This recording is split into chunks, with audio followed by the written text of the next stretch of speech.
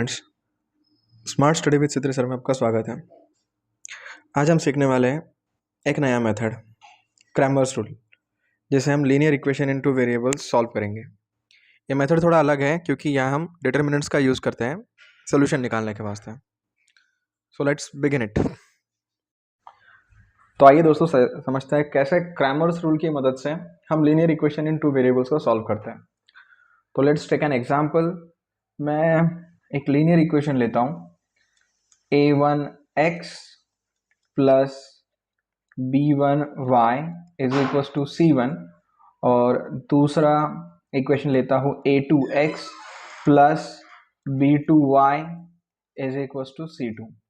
तो अब इन दोनों इक्वेशंस को सॉल्व करने के वास्ते मैं क्रैमर्स रूल का यूज़ करूँगा। ये बहुत ही सिस्टमैटिक मेथड है, आप किसी भी इक्वेशन को इजीली इससे सॉल्व कर सकते हो।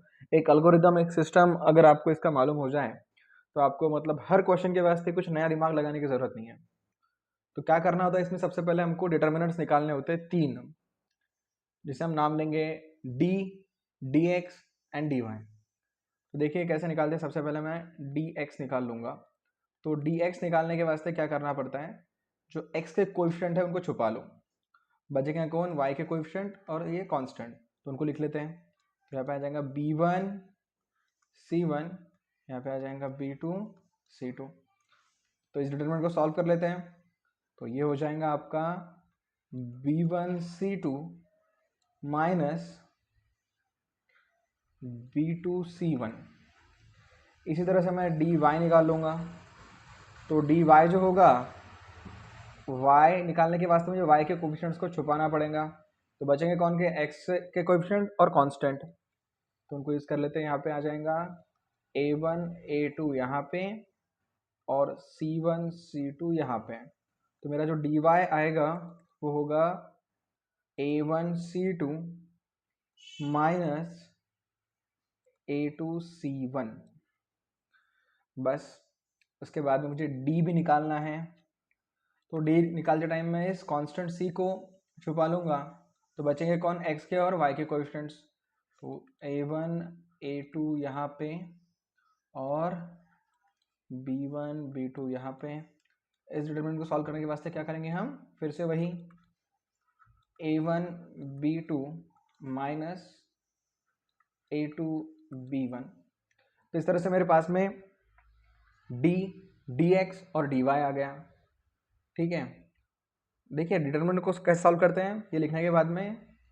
तो जो आपके पास में 4 क्वांटिटीज होती है, एक यहाँ पे, एक यहाँ पे, एक यहाँ पे और एक यहाँ पे। तो पहले इन दोनों का मल्टीप्लिकेशन करना है, फिर माइनस इन दोनों का मल्टीप्लिकेशन।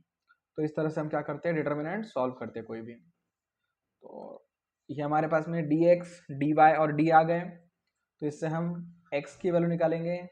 तो हमारा x होगा dx अपॉन d, और फिर हमारा y आएगा वो होगा dy अपॉन d। तो ये मेथड है। अब इस मेथड का यूज़ करके हम एग्जाम्पल देखेंगे और एग्जाम्पल सॉल्व करेंगे। तो आइए देखते हैं एक एग्जाम्पल। तो हमारा एग्जाम्पल है 2x plus 3y equals to 5 and 4x plus Y equals to 9। तो सबसे पहले हम क्या करेंगे, dx निकाल लेंगे।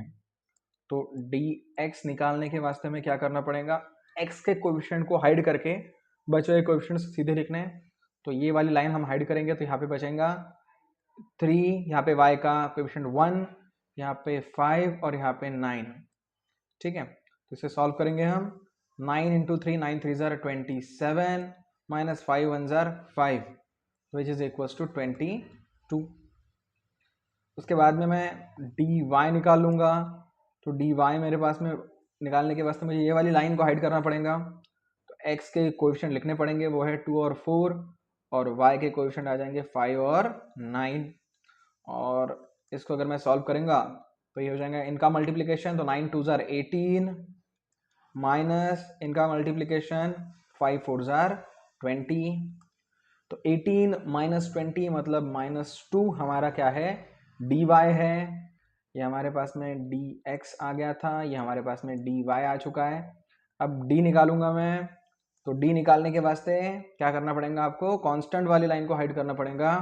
तो यहाँ पे बचेगा खाली x की लाइन, मतलब 2 4 यहाँ पे यहाँ पे y की लाइन मतलब ये 3 और 1 यहाँ पे, तो यहाँ पे क्रॉस मल्टीप्लिकेशन करूँगा फिर से मैं, तो पहले इनका मल्टीप्लिकेशन, तो 2 1 जार 2 माइनस 4 3 जार 12 मतलब -10 जो है हमारा d है।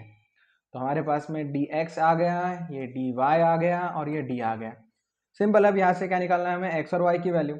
तो x के वास्ते फॉर्मूला होता है हमारे पास में dx अपॉन d, और dx हमारे पास में आ गया है 22 और d हमारे पास में आ गया -10। -10 को ऊपर शिफ्ट करेंगे और 10 से क्या हो जाएगा आपका पॉइंट शिफ्ट, मतलब आंसर आ गया -2.2। ये हमारा x का वैल्यू।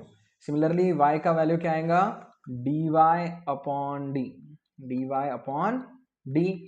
सो dy हमारे पास में है -2 और d हमारे पास में है -10, तो ये 0 माइनस माइनस कैंसल और 0.2 इज आवर आंसर।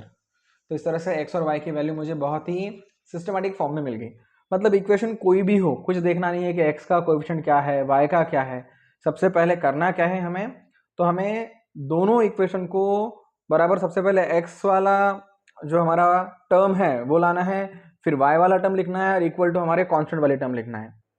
फिर नीचे वाली इक्वेशन को भी सेम करना है, पहले x वाली टर्म फिर y वाली और फिर कांस्टेंट। मतलब बहुत बार क्या होता है, कभी कभी आपको इक्वेशन अलग फॉर्मेट में दिया जाएगा। मतलब अगर मेरे को इक्वेशन ऐसा 2x plus 3y equals to 5 ये ऐसा दिया है, और यहाँ पे अगर मुझे दिया हुआ है 3y plus 5x equals to 7, तो ये मुझे फॉर्मेट नहीं चलेगा, मुझे इसे पहले बराबर लिखना पड़ेगा।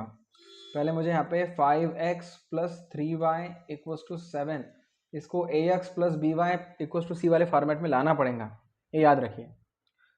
बहुत ही सिंपल मेथड है और हर क्वेश्चन को इस चैप्टर के आप अप्लाई कर सकते हैं। मतलब अगर आप बाकी मेथड्स अगर आपको हार्ड जा रही है तो ये मेथड इजी जाना चाहिए, क्योंकि ये क्या है, एक अल्गोरिदम टाइप की मेथड है कि अल्गोरिदम एक बार इसका लर्न कर लिया कि ऐसा dx निकालना है, ऐसे dy निकालना है, ऐसे d निकालना है, और फिर x और y बराबर dx upon D and y बराबर dy अपॉन डी, तो आप इजीली क्या कर सकते हो, इसका सोल्यूशन निकाल सकते हो। अब आने वाले वीडियो में हम क्या देखेंगे, वर्ड प्रॉब्लम्स का यूज करके, या फिर ऐसा कहेंगे कि हम लीनियर इक्वेशन इन 2 वेरिएबल्स का यूज करके कुछ वर्ड प्रॉब्लम्स को सॉल्व करेंगे। तब तक के लिए कीप स्टडिंग, कीप ग्रोइंग।